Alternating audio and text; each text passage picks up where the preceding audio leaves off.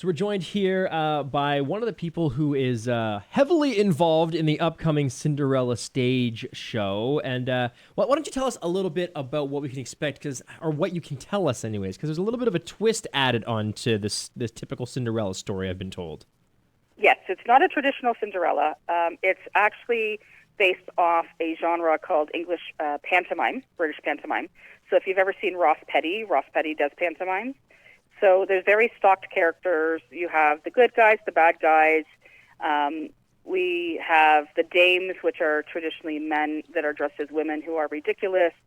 And then in our play, we have men that are dressed as women who are the kind of stupid sidekicks who are ridiculous. It's big, bold, bright, out there. A lot of jokes that the adults will get, the kids won't. But it's bright and cheerful and over the top for the kids. So it's a very different take on Cinderella. So when you have the title of playwright, do you come up with kind of this entirely on your own? Is it you just adding the twists to it? How involved are you in the way the story is actually being told in this play?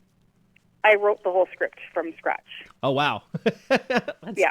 That's impressive. I'll say that's impressive. Without even seeing the play, it's impressive that, to do that, because I wouldn't have the ability to sit down and do something like that, that's for sure. I didn't think I did either, but I do. We were looking at scripts last year, and I found quite a few, and I wanted to alter them and change them too much, and I thought, you know what, I'm just going to try to write.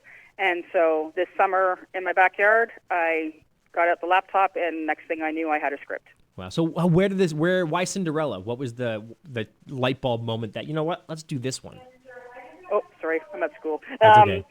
The Cinderella was, because it's so well known, and because I really am passionate about getting youth into theater and giving youth an opportunity to do theater, Cinderella and like the pantomime version, it opens the doors to do like an all ages show. So because Panto is kind of new to Timmins, I thought if I go Cinderella, it's the show that everybody knows. It's not like she's the kind of the quintessential princess. Then it would be something that hopefully will be popular enough that people will know and want to come to see. Right. So now I know you guys have been doing something that I think is really cool. I don't know if you've done this before on your social media on Facebook. Posting separately every single cast member and person that's involved, a little bit of a bio, if you will. And Yeah. I think it's really neat to do that. How did the idea to really showcase everybody leading up to the play? Because sometimes you'll get that maybe in like the book when you get there, the playbook, but Yes. not necessarily ahead of time. So where did that idea come from? That actually came from one of our members. She's our fairy godmother.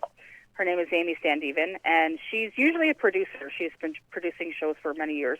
This year she's on stage, and it was her idea that kind of to showcase who's in the show. Because Take Two Theater hasn't done a show this big. Like, we have almost 30 cast members. So it's a big beast, and we thought, what better way to promote it by doing like these little shout-outs to all the cast and crew that are in it, so that everybody can kind of get a feel for who's in it and what to expect. So how long have you been with Take Two Theater now? Me, only 2 years, but I've been performing. I'm not from Northern Ontario. I'm originally from Brampton, and then I moved up to Moose Factory and ended up in Timmins. And so for me, I've been performing since I was 14. I've always done theater from when I can remember. I'm a musical theater guru.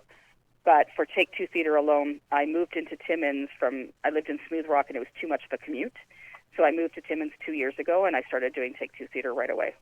Well, I mean, I'm sure this is going to be great. So February 15th to 18th is when this is going on. Is it one show a night, or are you having, like, on the weekends, like, is there more than one show? It's one show a night. So we have Thursday, Friday, Saturday night, and then we have a Sunday matinee for anybody who prefers an afternoon show.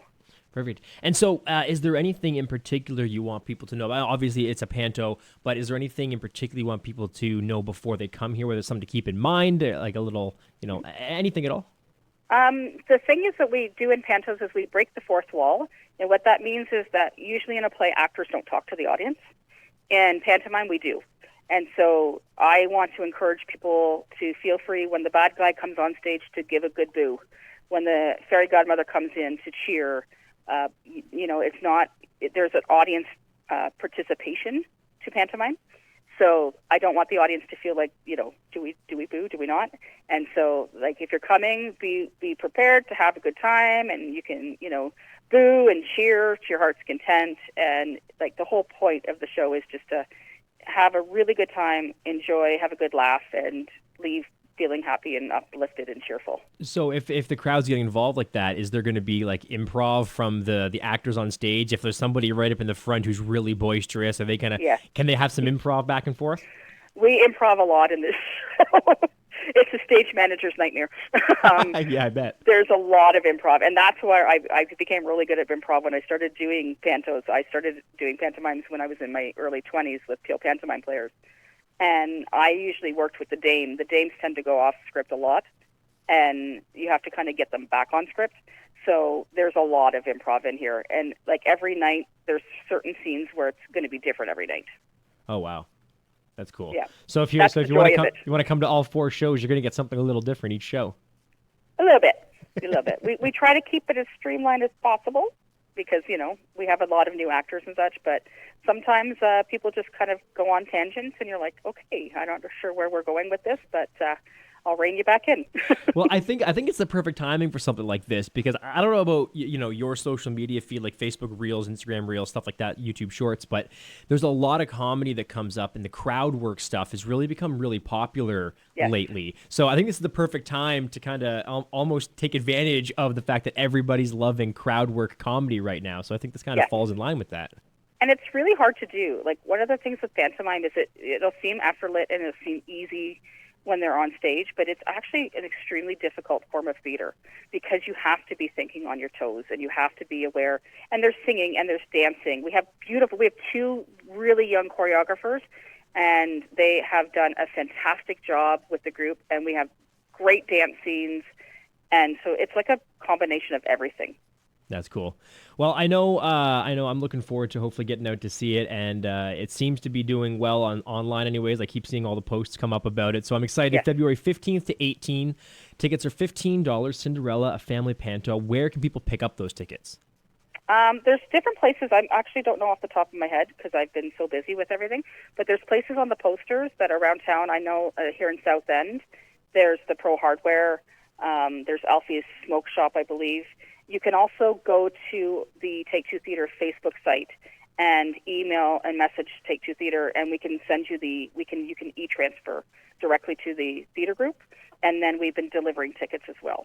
Perfect. There should also be some tickets left at the door. We are selling really well, but we are anticipating having a handful at the door.